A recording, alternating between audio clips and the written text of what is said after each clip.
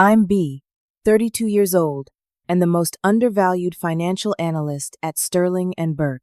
Despite saving the company millions with my innovative financial strategies, I'm still the woman they ask to take notes in meetings. When our arrogant COO Marcus publicly humiliated me before the biggest client meeting of the year, I never imagined that by the end of the day, I'd be the one sitting in his chair. Before I tell you how I turned the tables on the most powerful man in our company, drop a comment letting me know where you're watching from, and subscribe if you've ever been underestimated at work. Growing up in Boston, I was always good with numbers. My father, a high school math teacher, nurtured this talent, spending evenings teaching me financial concepts while other kids watched cartoons. By 16, I was managing my own small investment portfolio. When I graduated summa cum laude from Wharton with a double major in finance and economics, my path seemed clear. Wall Street was calling. After completing my MBA and spending 3 years at a prestigious New York investment bank, I was headhunted by Sterling and Burke, one of the top financial consulting firms in Chicago. The offer was too good to refuse. Better salary, more responsibility, and the promise of partnership within 5 years for top performers. From my first day, I knew Sterling and Burke operated differently than my previous workplace. The moment I walked into the sleek glass building downtown, I noticed it immediately: the sea of dark suits, the boys' club atmosphere. Of the 43 partners, only 4 were women.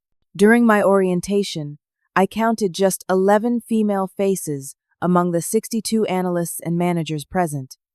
Don't worry about the gender imbalance, my recruiter had assured me. They value performance above all else. Deliver results, and you'll rise quickly. For 3 years, I believed that. I worked 70-hour weeks, canceled vacations, and delivered exceptional returns on every project I touched.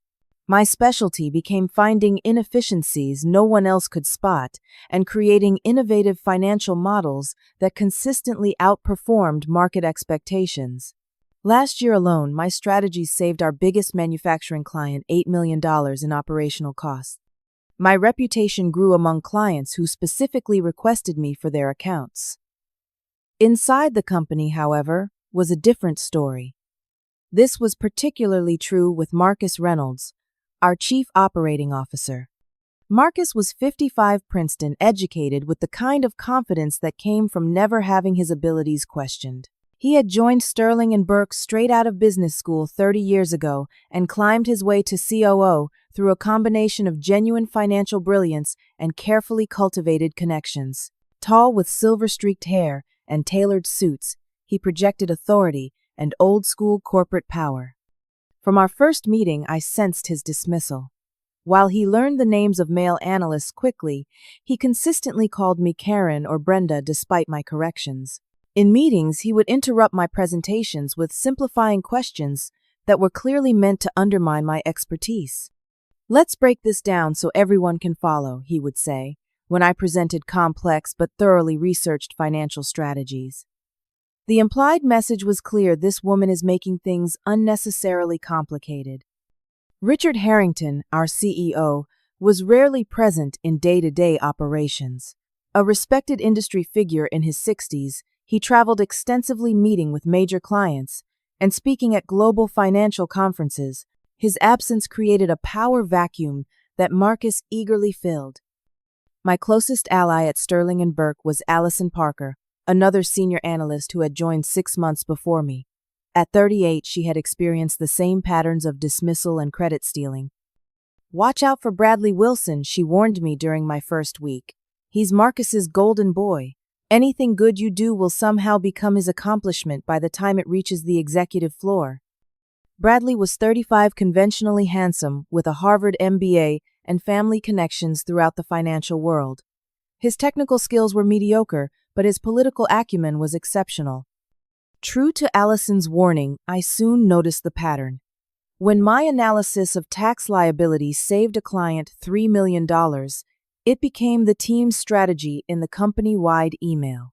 When that same strategy was presented to the board a week later, it was suddenly Bradley's innovative approach.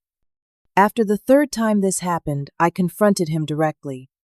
"I noticed you presented my depreciation strategy to the executive committee," I said, keeping my voice level as we stood in the break room. Bradley didn't even feign confusion. "Look, B, that's just how things work here." Marcus responds better when certain ideas come from certain people. "I'm doing you a favor. Your work is getting implemented, isn't that what matters?" "Recognition matters too," I replied. "My performance review is in 2 months." He shrugged, stirring his coffee. "Play the long game. Build your reputation with clients. That's what I did." I doubted that, but arguing would accomplish nothing. Despite these frustrations, I continued producing exceptional work. My client satisfaction scores were the highest in the firm, and my financial models were becoming standard practice throughout the company, even if my name was rarely attached to them. Then came the potential game-changer West Point Industries. A manufacturing conglomerate worth billions was considering Sterling and Burke for a complete financial restructuring, a contract potentially worth $10 million annually for the next 5 years. Landing this client would not only bring enormous revenue, but would elevate the firm's prestige nationwide. "We need all hands on deck for this one," Marcus announced during our department meeting. "This is the big leagues, people." For 3 weeks, I worked nearly around the clock analyzing West Point's financial statements, identifying inefficiencies, and crafting a customized strategy that would revolutionize their capital allocation and tax structure. My proposal could potentially save them $43 million over 5 years while increasing operational liquidity. The night before the presentation, I received an email from Marcus. "Good work on the West Point numbers. Be ready for the meeting tomorrow, 9 a.m. sharp, main conference room." Finally, I thought my chance to shine. This account was too important, my work too essential to the proposal for me to be sidelined. I allowed myself a rare moment of optimism as I selected my most professional outfit for the meeting, a charcoal gray suit, crisp white blouse, and the pearl earrings my father had given me when I graduated. The stage was set. West Point Industries would be sending their CEO, CFO, and chief accountant. Our firm would be represented by Marcus' several partners and the analysts who had worked on the proposal, including me. After years of watching my work being attributed to others, I was finally going to get my moment, or so I believed. I had no idea that the next day would completely transform my career and change the power dynamics at Sterling and Burke forever. The morning of the West Point meeting dawned bright and clear. I arrived at the office at 7:30, wanting extra time to review my presentation materials and ensure everything was flawless. The opportunity to present my financial strategy to a client of this magnitude might not come again soon, and I was determined to make the most of it. The main conference room at Sterling and Burke was impressive by design. Floor-to-ceiling windows offered panoramic views of downtown Chicago. A massive mahogany table dominated the center, and state-of-the-art technology was seamlessly integrated into the space. It was a room designed to communicate power, prosperity, and precision, exactly the image the firm wanted to project to potential clients. I carefully arranged copies of my analysis at each seat, making sure the financial projections were front and center. The custom financial model I developed for West Point's specific needs had taken weeks to perfect, analyzing thousands of data points to identify inefficiencies in their current structure. The results were compelling. My strategy could increase their profit margin by nearly 7% in the first year alone. As I placed the last document on the table, Allison poked her head through the door. "Wow, someone's eager," she said with a smile. "How are you feeling about today?" "Nervous but ready," I replied, straightening a stack of folders. "This is the most comprehensive model I've ever built. The numbers speak for themselves." "That's what I like to hear.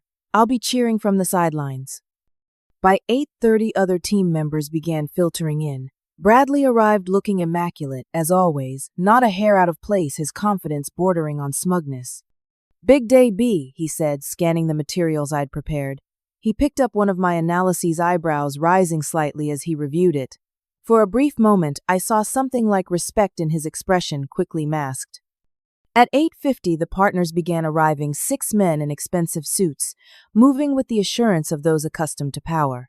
They nodded cordially, but didn't engage, forming their own conversation cluster at the far end of the table.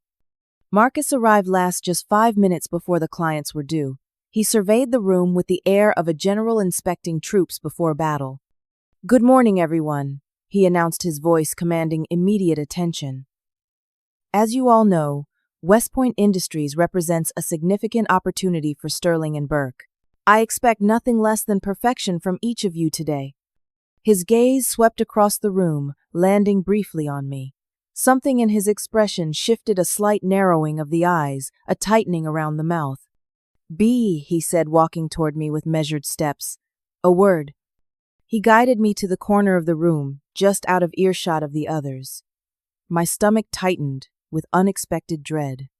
"I appreciate your enthusiasm," he began, his voice low and smooth, "but I'm making some adjustments to today's presentation team." "What kind of adjustments?" I asked, already sensing where this was heading. "This meeting is at the executive level. We need to present a certain image to a client of this caliber." His smile didn't reach his eyes. "Bradley will be handling the financial strategy presentation." "But that's my model," I protested, keeping my voice controlled despite the surge of anger. "I developed that entire strategy. Bradley hasn't been involved in the details." "He's been briefed," Marcus replied dismissively. "This is a partners meeting, B, senior leadership and partners only." "But I'm the one who—" "Karen," he cut me off deliberately, using the wrong name. "This meeting is for partners. Hang back at your desk." His voice carried just enough to be heard by those nearby, his lips curving in a condescending smile that made the dismissal even more humiliating. The room fell silent. I felt every eye on me, the partners watching with detached interest, Bradley with carefully concealed satisfaction, and several junior analysts with uncomfortable sympathy. "You can leave the materials," Marcus added, his hand already reaching for my presentation folder. "We'll take it from here." Blood rushed to my face as anger, humiliation, and disbelief battled within me. 3 weeks of nearly around-the-clock work, the most innovative financial strategy I'd ever developed, and I was being dismissed from the room like an intern who had wandered in by mistake. I stood frozen for a moment, weighing my options. Making a scene would only hurt my professional reputation. Arguing with the COO in front of everyone minutes before a major client meeting was career suicide. "I understand," I finally said, my voice steadier than I felt. "Good luck with the presentation." With as much dignity as I could muster, I walked out of the conference room, feeling the weight of stairs on my back. The glass door swung shut behind me, with a soft click that somehow sounded like finality. At my desk, I sat rigidly, hands gripping the armrests of my chair to stop them from shaking. Emotions cycled through me in rapid succession: humiliation, rage, helplessness, and finally a cold determination. I pulled up the financial model on my computer, scanning through the complex spreadsheets and algorithms I'd spent weeks perfecting. As my professional detachment slowly returned, something caught my eye: a subtle discrepancy in one of the tax liability projections. Frowning, I looked closer, checking my original calculations against the printed materials I'd prepared for the meeting. The error was small but significant, a miscalculation in the depreciation schedule that would affect the projected 5-year savings by nearly $4 million. My heart rate accelerated. The error must have crept in during my final revisions last night. It wasn't catastrophic, but it would undermine the credibility of the entire presentation if caught, and West Point's chief accountant had a reputation for scrutinizing every number. Worse, Bradley wouldn't be able to explain or correct it on the fly. He didn't understand the underlying model well enough to recognize the error, let alone adjust the strategy to compensate. Through the glass walls of the conference room, I could see the West Point executives arriving, 3 men and 2 women in business attire, being greeted warmly by Marcus and the partners. I had a choice to make. Let them proceed with the flawed presentation, potentially costing Sterling and Burke a $10 million client and giving Marcus a well-deserved failure, or swallow my pride and find a way to fix the error despite how I'd been treated. As much as part of me wanted to watch Marcus crash and burn, my professional integrity wouldn't allow it. This wasn't just about him or me. Other careers at Sterling and Burke depended on landing this client. I quickly opened a new spreadsheet and began recalculating the correct figures, racing against time as the presentation began in the conference room. The West Point executives were being seated, pleasantries exchanged, and soon Bradley would be standing up to present my work, flawed work that could cost us everything. The question was, how could I get the corrected information into that room without further humiliating myself? With the meeting underway just 30 yards from my desk, I worked feverishly to correct the error in my financial model. The mistake wasn't immediately obvious. It involved a cascading miscalculation in the depreciation schedules for West Point's manufacturing equipment across multiple facilities. When applying the modified accelerated cost recovery system for tax purposes, I had accidentally used a 7-year property class instead of a 5-year designation for certain machinery.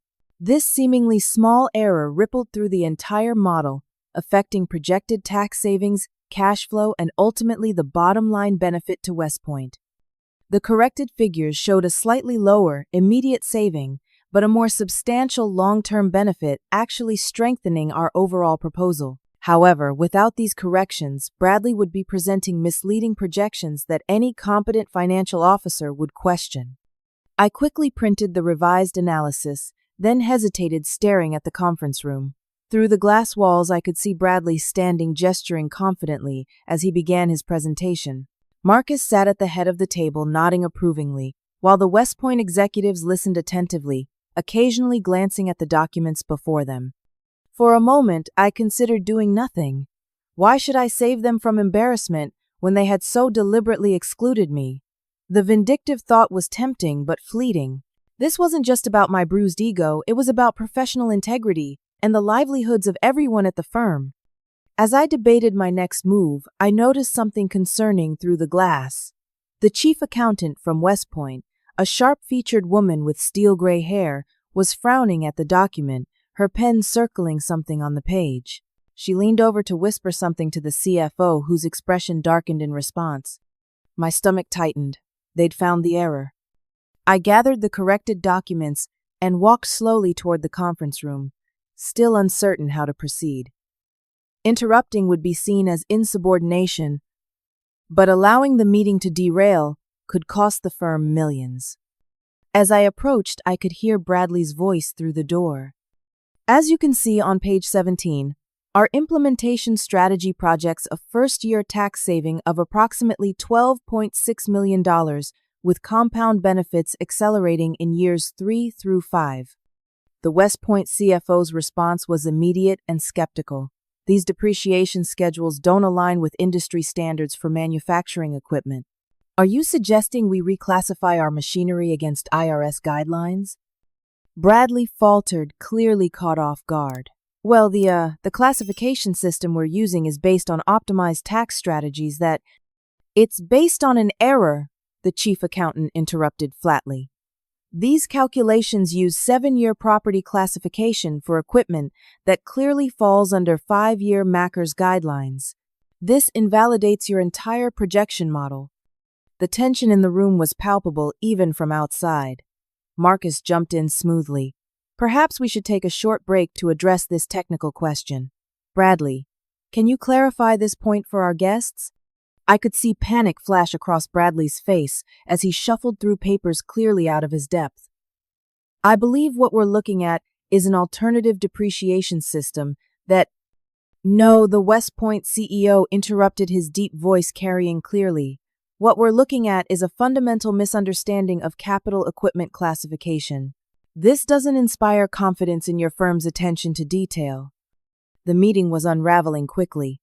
Through the glass, I saw Marcus attempting damage control, his practiced smile strained as he offered reassurances. Several partners were exchanging worried glances, and Bradley looked like he might be physically ill. My moment of decision had arrived. Taking a deep breath, I knocked firmly on the door and entered without waiting for a response. The conversation halted immediately. All heads turned toward me, expressions ranging from surprise to irritation. Marcus's face darkened with barely contained anger. Excuse the interruption, I said with a confidence I didn't entirely feel. I believe I can address the concern about the depreciation schedules. B. Marcus said through a tight smile. We're in the middle of something here. We can catch up later. The West Point CEO studied me curiously. And you are? Before Marcus could answer, I stepped forward and extended my hand. B. Adams, Senior Financial Analyst. I developed the model being discussed and noticed a discrepancy in the printed materials that I'd like to correct. I could practically hear Marcus's teeth grinding, but with clients watching, he couldn't openly object to information that might salvage the meeting. The chief accountant eyed me appraisingly. You're saying there's an error in these projections? Yes, I admitted frankly. In finalizing the documents last night, a 7-year property class was incorrectly applied to certain equipment categories. I have the corrected analysis here, which properly uses 5-year Macker's classifications throughout. I distributed the revised documents, careful to maintain professional composure despite the tension crackling in the room. You'll see that, while the first-year savings are slightly lower than initially projected at $10.8 million instead of $12.6, the 5-year aggregate benefit is actually higher at $47 million versus the original $43 million. The chief accountant immediately began reviewing the new figures, her experienced eyes moving rapidly across the spreadsheets. After a moment, she nodded, almost imperceptibly. These classifications are correct, she confirmed, looking up at me with newfound respect. And the flow-through calculations appear consistent. The West Point CFO, a stern man in his 50s, studied me with interest. You developed this entire model? Yes, I replied simply. I've been analyzing West Point's financial structure for the past 3 weeks. The strategy incorporates both short-term tax optimization and long-term capital allocation efficiency. Perhaps you should walk us through the details, the CEO suggested, gesturing to an empty chair. Marcus intervened quickly. Bradley has been thoroughly briefed on all aspects of the proposal and can continue the presentation. With all due respect, the chief accountant said firmly, I'd prefer to hear from the person who actually built the model. Financial strategies are only as good as the understanding behind them. There was a moment of uncomfortable silence as Marcus visibly struggled with how to respond. Corporate protocol warred with client preferences, and in that conflict the client would always win. Of course, he finally conceded, his smile not reaching his eyes. B. Why don't you take us through the revised projections? Taking the seat offered by the West Point CEO, I opened my laptop and connected to the presentation screen. As I prepared to guide them through my strategy, I caught Allison watching through the glass wall, giving me a subtle thumbs up. For the next 45 minutes, I walked the West Point executives through every aspect of my financial model, explaining how each component addressed specific challenges in their current structure. I highlighted inefficiencies in their existing capital allocation, demonstrated how my tax optimization strategy could increase liquidity without increasing risk, and outlined implementation timelines. The West Point team engaged fully, asking pointed questions that demonstrated their financial sophistication. Unlike Bradley's surface-level presentation, I could address each query with depth and precision, having built the model from the ground up. As I concluded the technical portion, the West Point CEO leaned forward. This is impressive work, Miss Adams. How long have you been with Sterling and Burke? 3 years, I replied. He nodded thoughtfully. And what's your role in client management here? Before I could answer, Marcus interjected smoothly. B is one of our valued analysts. She reports to Bradley, who would be your day-to-day contact should you decide to proceed with our firm. The West Point executives exchanged glances, some unspoken communication passing between them. I think we've seen enough for today, the CEO announced, gathering his materials. We'll be in touch by the end of the week with our decision. As everyone stood to conclude the meeting, the chief accountant deliberately approached me rather than Marcus or Bradley. She slid the proposal document my way, her expression thoughtful. Your attention to detail saved this meeting, she said quietly. Not many would have corrected their own errors so transparently. That speaks to integrity as well as competence. I took a sip of my coffee and passed the document back with a nod of acknowledgement. Accuracy matters more than ego in this business. She smiled slightly. Indeed it does. I look forward to working together. As the West Point team departed, escorted by Marcus and two partners, the implications of her parting words hung in the air. The meeting had been salvaged, but the power dynamic within Sterling and Burke had just been irrevocably altered. The conference room emptied quickly after the West Point executives departed. Partners and analysts filed out, murmuring among themselves about the unexpected turn of events. Bradley left without making eye contact, his earlier confidence deflated by his public floundering. I remained seated, gathering my notes and preparing for the inevitable confrontation with Marcus. I didn't have to wait long.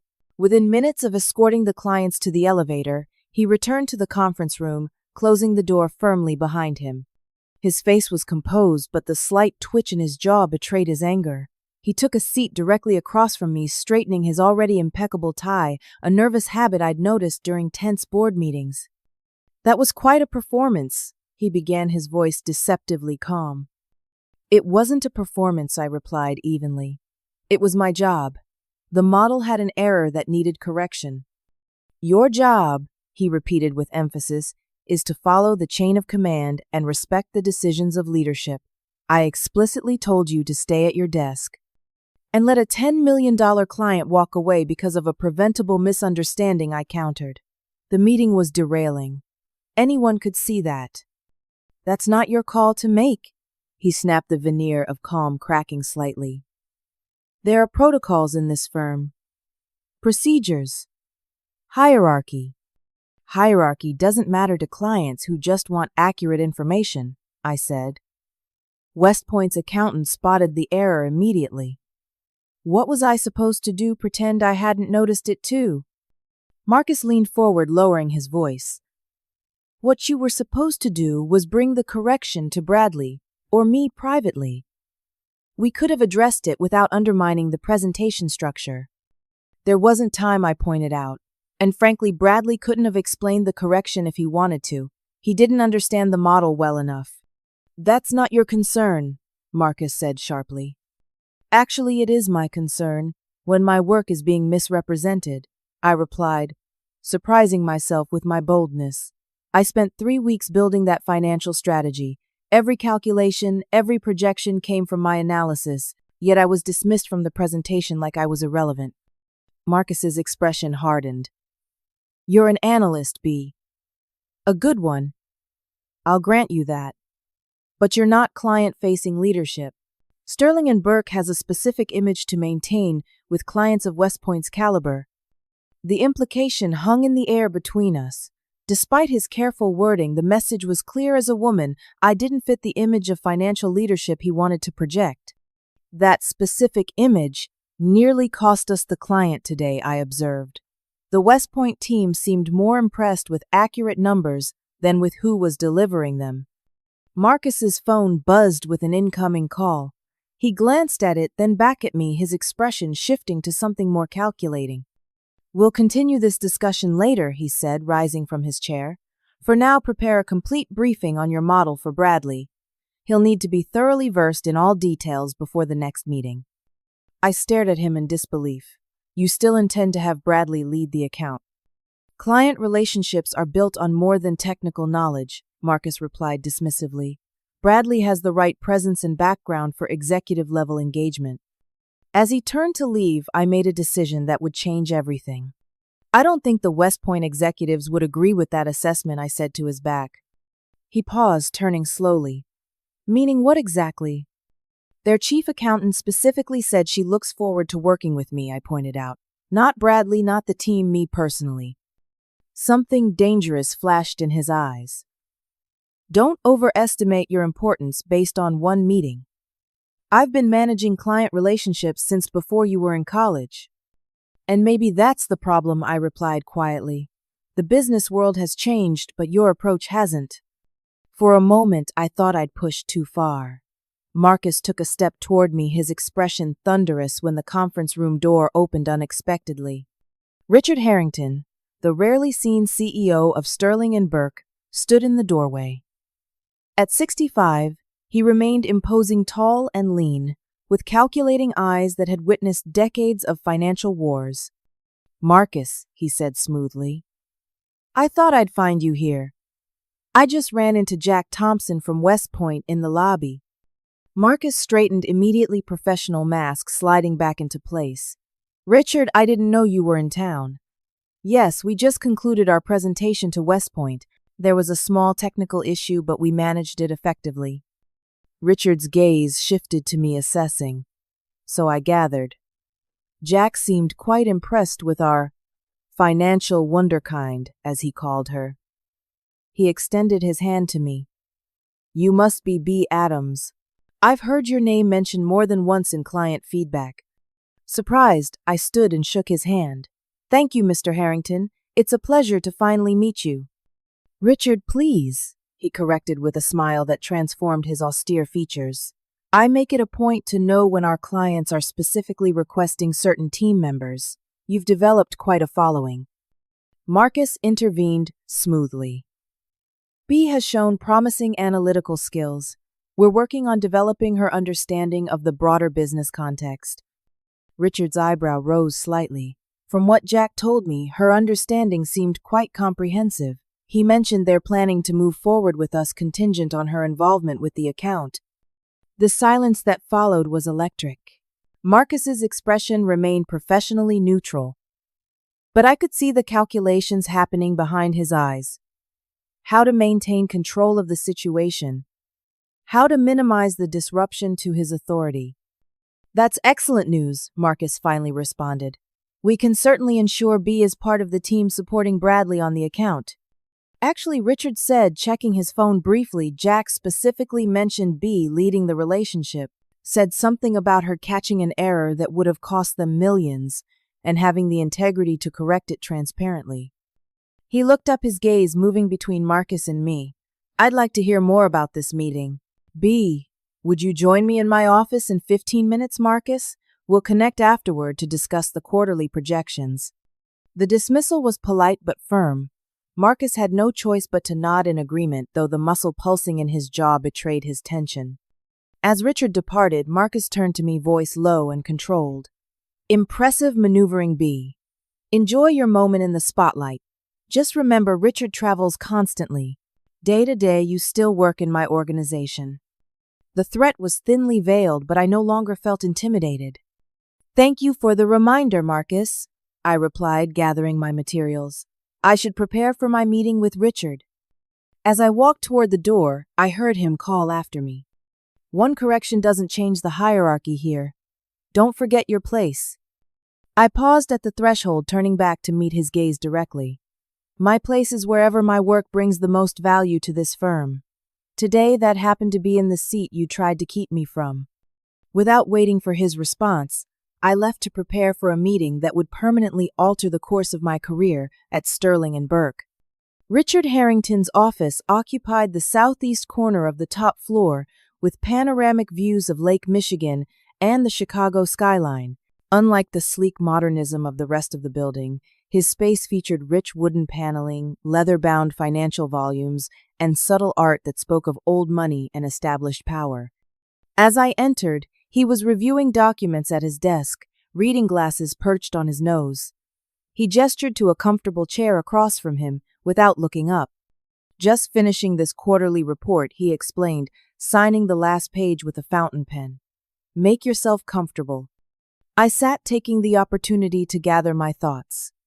This was my first direct interaction with the CEO in 3 years at the firm. His reputation was nearly mythical among the staff. Brilliant but remote, demanding but fair, more interested in results than politics. Finally, he set aside his papers and focused his full attention on me. His gaze was analytical but not unkind. So he began removing his reading glasses. Tell me about today's meeting with West Point. The unfiltered version, please. For the next 10 minutes, I recounted the morning's events, being dismissed from the meeting, discovering the error, the intervention, and the client's response. I kept my tone professional, focusing on facts rather than emotions or accusations. Richard listened, without interruption, occasionally making notes. When I finished, he leaned back in his chair, studying me thoughtfully. How long have you been experiencing this type of treatment at Sterling & Burke? He asked finally. The directness of the question caught me off guard. The exclusion from client meetings has been consistent for most of my time here. Being called by the wrong name, having my work presented by others, that's been happening since I started. Richard nodded, unsurprised. And despite this, your client satisfaction metrics are the highest in the firm. Interesting disconnect. He opened a folder on his desk, reviewing what appeared to be performance data. Your financial models have been adopted as best practices in 3 departments.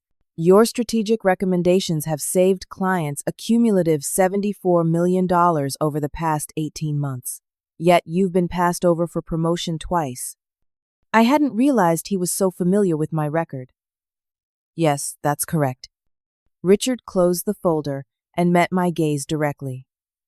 I've been aware of Marcus's management style for some time. What you experience today isn't isolated. It's part of a pattern that's become increasingly problematic. He rose and walked to the window, hands clasped behind his back. Sterling and Burke was founded in a different era. Many of our leadership practices haven't evolved with the times. Marcus represents an approach to business that served us well once, but has become a liability. Turning back to me, his expression was resolute. I've spent the last 6 months quietly evaluating our leadership structure. What happened today merely confirms what I've already concluded: changes are needed. He returned to his desk and pressed a button on his phone. Janet, please ask Allison Parker to join us and schedule Marcus for 3 o'clock instead of 2. My surprise must have shown on my face because Richard smiled slightly. Allison has been instrumental in documenting the systemic issues within our analyst development program. Her reports have been quite illuminating. Within minutes, Allison arrived, looking both nervous and intrigued. After brief introductions, Richard explained the purpose of bringing us together. I'm planning a significant restructuring of Sterling and Burke's leadership model, he stated matter-of-factly. The traditional hierarchy has created bottlenecks and fostered practices that are detrimental to our talent development and ultimately client satisfaction. He outlined his vision: a flatter organizational structure, transparent attribution of work-client relationships based on expertise rather than title, and a merit-based advancement track free from the old boys network that had dominated for decades. Marcus has been taking credit for strategies he didn't develop for years, Richard revealed. Not just yours, B. The pattern extends throughout the organization. He's created fiefdoms of loyalty through selective promotion and strategic credit allocation. Allison nodded, unsurprised. The women in the firm have been documenting this informally for years. We call it the invisible contributor phenomenon, doing the work without receiving the recognition. It ends now, Richard stated firmly. The market is changing. Client expectations are evolving, and Sterling and Burke will adapt or become irrelevant. He turned to me. The West Point account is yours to lead. Their CEO was explicitly clear about that requirement. Beyond that, I want you both involved in the restructuring planning. You understand the problems from the ground level in ways I cannot. My mind was spinning with possibilities. After years of having my contributions minimized, the sudden validation from the CEO himself was almost disorienting. What about Marcus? I asked, the practical question unavoidable. Richard's expression turned pragmatic. Marcus has connections and historical knowledge that remain valuable. He'll be transitioned to a strategic advisory role, prestigious title, limited operational authority. The COO position will be redefined. The implications hung in the air. Someone would need to fill that redefined role. I have a board meeting tomorrow morning, Richard continued. I'd like you both to attend and present your perspectives on the organizational challenges and potential solutions. It's time the board heard directly from the talent being suppressed by our current structure. As the meeting concluded, Richard addressed me specifically. The quarterly strategy session is Friday morning. Traditionally, the COO chairs that meeting.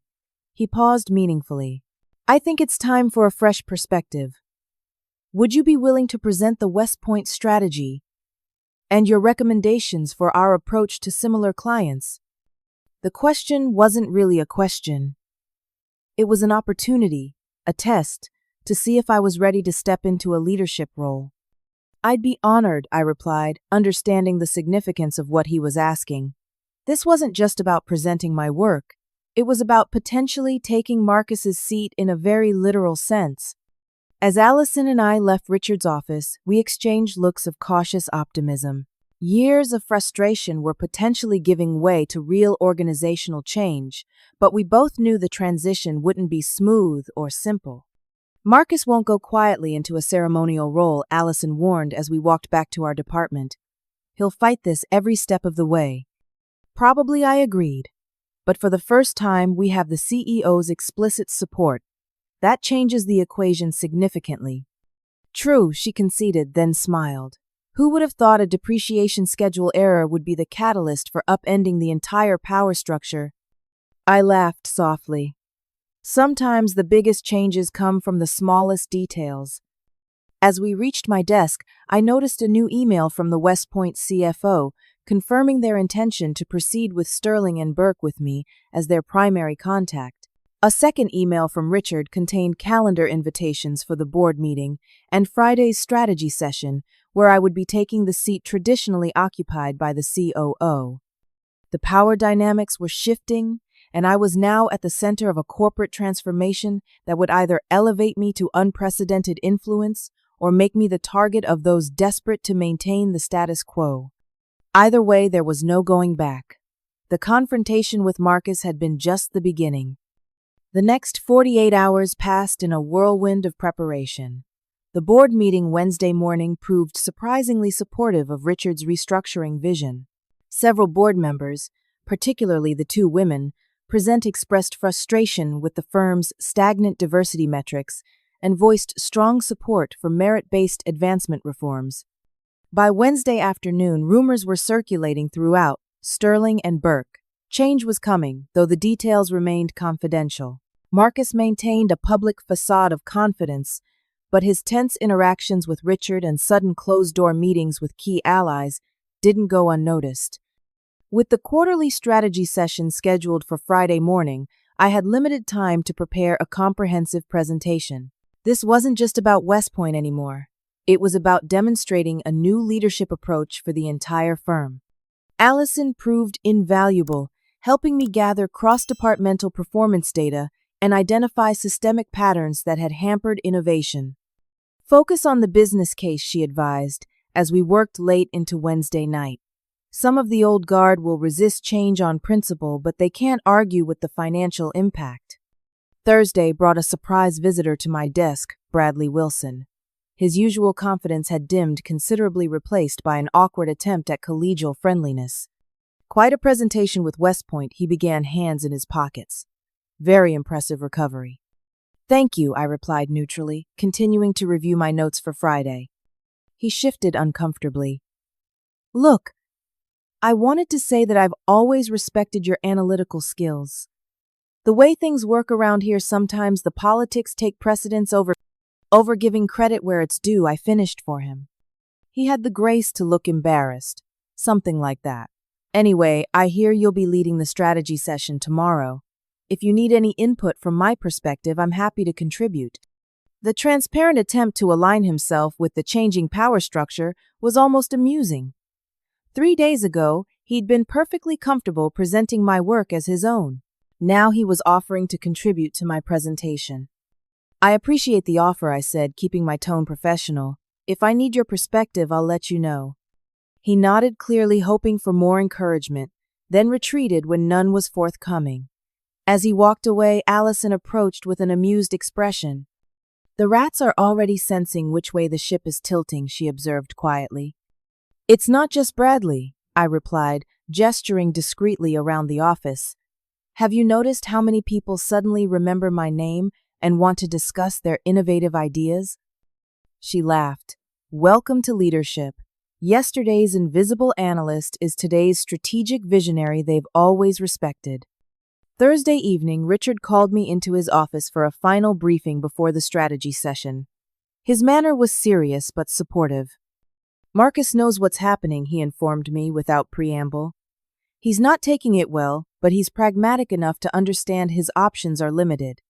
How limited, I asked, concerned about potential sabotage of tomorrow's meeting. He can accept the advisory role with dignity, or he can fight and lose everything, Richard replied matter-of-factly. I've made it clear that I have documentation of numerous instances where he took credit for others' work and systematically suppressed talented analysts, particularly women. He handed me a folder. Tomorrow isn't just about presenting strategy, it's about demonstrating a new leadership model for Sterling and Burke. The executive committee will be evaluating not just your ideas, but your presence, your authority, your vision. No pressure, I joked weakly. Richard smiled slightly. You wouldn't be in this position if I didn't believe you were ready for it. Just be the same professional who impressed West Point. The rest will follow naturally. I barely slept Thursday night reviewing my presentation, repeatedly anticipating questions and challenges. By Friday morning, I was operating on nervous energy and determination. The executive strategy session was held in the boardroom, a more imposing space than even the main conference room. 15 of the firm's most senior leaders would be present, including Marcus, whose role in the meeting had been deliberately left ambiguous. I arrived 30 minutes early, setting up my presentation and placing materials at each seat. As I adjusted the projection system, I heard the door open behind me. A bit early, aren't you? Marcus's voice was controlled but cold. I turned to face him. I wanted to ensure everything was properly prepared. He surveyed the room, noting the materials at each place, his jaw tightening when he saw one at the head of the table, traditionally his seat. Ambitious presentation, he observed, though perhaps presumptuous in certain aspects. Richard asked me to lead the strategy discussion, I replied evenly. That typically includes sitting at the head of the table. Marcus stepped closer, lowering his voice. One client meeting doesn't erase years of established protocol. B. Don't overplay your hand. Richard's reforms are still theoretical. The practical reality of this firm's operation hasn't changed overnight. Before I could respond, the door opened again as Richard entered with several executive committee members. The moment for private confrontation passed as others filed in, creating a buffer of professional courtesy. As the room filled, the tension became palpable. Everyone present sensed the power dynamics shifting but uncertain where the pieces would ultimately land. Richard took his seat at one end of the table, leaving the position at the opposite end. Marcus's traditional place conspicuously unclaimed. At precisely 9 o'clock, Richard called the meeting to order. Good morning, everyone. Before we begin our quarterly strategy review, I want to acknowledge that Sterling and Burke is entering a period of significant organizational evolution. The board has approved a comprehensive restructuring of our leadership model, which we'll discuss in detail next week. Murmurs rippled around the table as those not yet privy to the changes absorbed this announcement. For today, Richard continued, we'll focus on immediate strategic priorities, beginning with our new relationship with West Point Industries.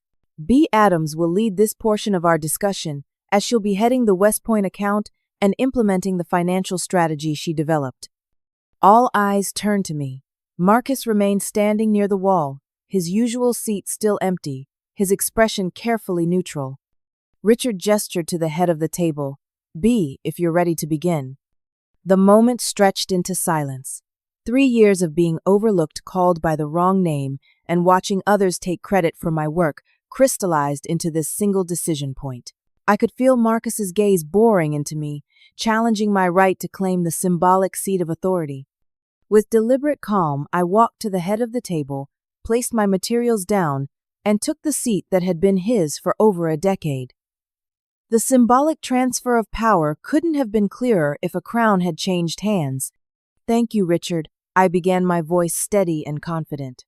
As most of you know, Sterling and Burke secured the West Point Industries account earlier this week. Today, I'll outline our implementation strategy and the broader implications for similar clients in our portfolio. I took a sip of coffee from the cup I'd brought with me, then passed the opening document to the executive on my right, initiating its journey around the table. For the next 45 minutes, I presented not just the West Point strategy, but a comprehensive vision for how Sterling and Burke could evolve its client approach. I outlined inefficiencies in our current structure, proposed solutions based on expertise rather than hierarchy, and demonstrated the potential financial impact with precise projections. Throughout, I maintained direct eye contact with each executive, answering questions with confidence and depth. Marcus remained silent, watching from his position against the wall, his influence visibly diminishing with each minute of my effective leadership. As I concluded, Richard opened the floor for discussion.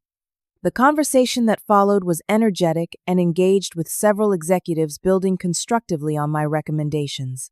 Even traditional allies of Marcus contributed positively, reading the shifting power dynamic and adjusting their alignment accordingly. When the broader strategy discussion concluded, Richard rose to address the room. Thank you all for your insights.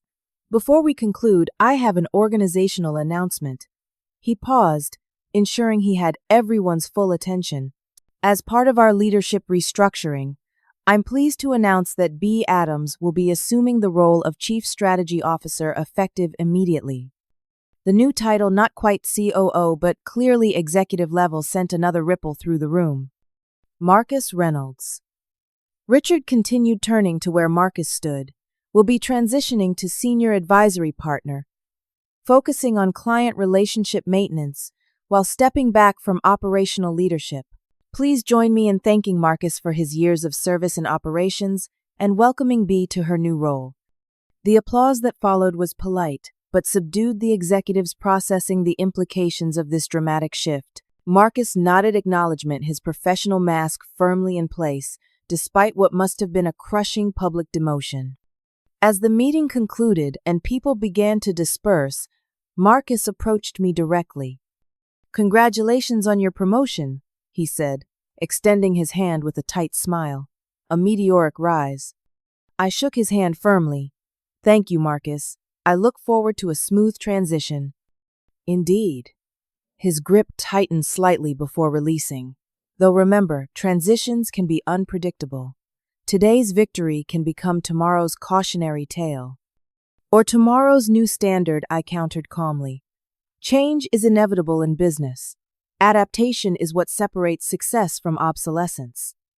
Something shifted in his expression, a reluctant recognition, perhaps that the world he had navigated so successfully was transforming beyond his control. "We'll see which way the winds ultimately blow," he said before turning away. "Enjoy your moment in the sun, B. You've certainly earned it." As he walked out, Allison approached with an impressed expression. From being called Karen and told to stay at your desk to taking his seat in less than a week, she marveled quietly. That might be a Sterling and Burke record. "It's not about taking his seat," I replied, gathering my materials. "It's about creating new seats at the table for everyone who deserves to be here." Richard joined us, looking satisfied with how the meeting had unfolded. "That was excellently handled, B. The executive committee is fully on board with your appointment. You'll have their support in implementing the changes we've discussed." "And Marcus," I asked, "will he actually accept the advisory role?" Richard's expression turned pragmatic. "He's negotiating a transition to the London office. Distance will make the demotion more palatable to his ego. By this time next month, he'll be across the Atlantic, and you'll be firmly established in your new position." As we left the boardroom together, I felt a complex mix of emotions. Vindication, certainly, but also determination to ensure that the changes we were initiating would be lasting and meaningful. The power had shifted not just for me personally, but for the firm as a whole. The challenge now was to transform a moment of individual triumph into sustainable institutional change. 6 months passed with the swiftness that comes from purposeful work and meaningful challenge. The autumn chill had given way to winter snow, and now to the first hints of spring outside the windows of my new corner office, not the same as Richard's expansive space, but a significant upgrade from my former desk in the analyst bullpen. The title on my door read, Beatrice Adams, Chief Strategy Officer, though most still called me B. The formality of the full name was Richard's idea. Titles and presentations still matter in this industry, he'd advised, and I'd conceded the point while maintaining my preferred nickname in daily interactions. Sterling and Burke had undergone a remarkable transformation in those 6 months. The restructuring had been more comprehensive than anyone anticipated, touching every aspect of the firm's operations. The invisible contributor phenomenon that Allison had named was now explicitly addressed through a transparent attribution system for all client work. The executive team, once overwhelmingly male and culturally homogeneous, now included 4 women and represented a broader spectrum of backgrounds. Decision-making had shifted from closed-door sessions among a select few to more inclusive processes that leveraged diverse perspectives. Most significantly, our client relationships had evolved. The old model of assigning clients based on internal politics had given way to expertise-based matching. Clients now work directly with the specialists, best equipped to solve their specific challenges, regardless of seniority or title. Westpoint Industries had become our flagship success story. Their financial restructuring, implemented under my direct guidance, had already yielded $22 million in savings, significantly outpacing our initial projections. Their CEO had become an enthusiastic advocate, referring 3 additional major clients to us in the past quarter alone. On this particular morning, I was reviewing the performance metrics from our first 2 quarters under the new structure. The numbers were unambiguous. Client satisfaction had increased by 23%. Staff retention had improved by 18%, and our overall revenue had grown by 15%. Despite predictions from skeptics that institutional clients would resist the changes, a knock at my door interrupted my analysis. Allison entered now, wearing the title of Talent Development Director, a role created specifically to ensure the firm's structural changes were reflected in how we nurtured and advanced our people. The London team just confirmed for the video conference she announced, taking a seat across from me, including our friend from across the pond. I nodded, feeling a complex mix of emotions. Marcus Reynolds had indeed relocated to our London office, as predicted, accepting the senior advisory partner role with outward grace, if not genuine enthusiasm. Today would mark our first direct interaction since his departure. "How are you feeling about it?" Allison asked, studying my expression. "Professional," I replied with a slight smile. "This isn't personal anymore. The quarterly alignment meeting is about ensuring consistency across our global operations, nothing more." "Right," Allison said skeptically. "Nothing personal about facing the man who spent years undermining you and now reports to the structure you helped create." I laughed softly. "When you put it that way, it does sound like the closing scene of a corporate drama." Speaking of drama, she continued, sliding a folder across my desk. "Bradley's requested a transfer to the London office. Apparently, he's finding the new attribution requirements constraining to his creative approach to client solutions." "Interesting way to describe no longer taking credit for other people's work," I observed, reviewing his transfer request. "Do you think Marcus put him up to this?" "Possibly," she conceded, "though it might be simpler than that. Bradley thrived in the old system. He's struggling to demonstrate value in a meritocracy." I signed the transfer approval. "London can have him. Maybe he and Marcus can start a support group for displaced corporate politicians." We shared a laugh, but there was truth beneath the humor. Not everyone had adapted well to the new Sterling and Burke. Some, like Bradley, had found their influence diminished when actual contribution became the measure of advancement. Others had unexpectedly flourished, their previously overlooked talents suddenly visible and valued. As the hour for the video conference approached, I gathered my materials and headed to the main conference room, the same room where Marcus had dismissed me 6 months earlier. The symmetry wasn't lost on me, as I took my seat at the head of the table now by right rather than revolution. The screens activated, displaying our counterparts in London, Paris, and Singapore. Marcus appeared in the London frame looking much the same, impeccable suit, confident posture, though perhaps with a few more strands of silver in his hair. "Good morning, Chicago," he greeted smoothly, "or good afternoon and evening to our European and Asian colleagues." "Thank you for joining us across time zones," I responded, matching his professional tone. "Let's begin with our quarterly alignment review." For the next hour, we discussed cross-regional initiatives, shared successful strategies, and addressed challenges in global implementation.